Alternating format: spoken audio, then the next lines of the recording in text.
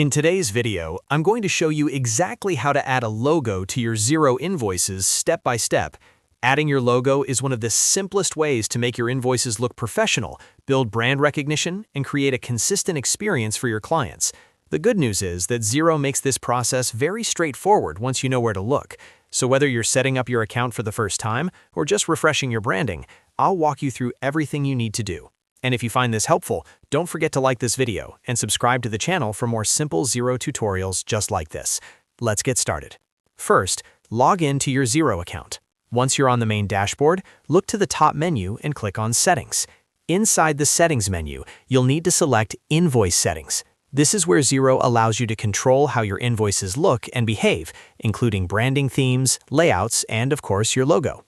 After clicking Invoice Settings, you'll see an option called Branding Themes. Go ahead and click on Branding Themes. Here, you'll see a list of the themes available in your account. Most accounts have a default theme, such as Standard, and you may have created custom themes as well. Next, find the branding theme that you're currently using for your invoices. This might be called Standard or something customized, like Very Orange Invoice. On the right-hand side of that theme, click Edit. This opens the full customization settings for that specific invoice theme. Once you're inside the branding theme editor, look for the option that says Change Logo. This is the key step. Click on Change Logo, and Xero will prompt you to upload an image file from your computer. Now select your logo file. Ideally, your logo should be a high-quality PNG or JPEG file with good resolution. For best results, use a landscape-oriented logo, and make sure it's not blurry or stretched. Once you've selected the correct file from your computer, confirm the upload. After the logo uploads successfully, you'll see a preview inside the branding theme settings. Take a moment to check that it looks properly aligned and clear. If it doesn't look right, you can simply click Change Logo again and upload a different version.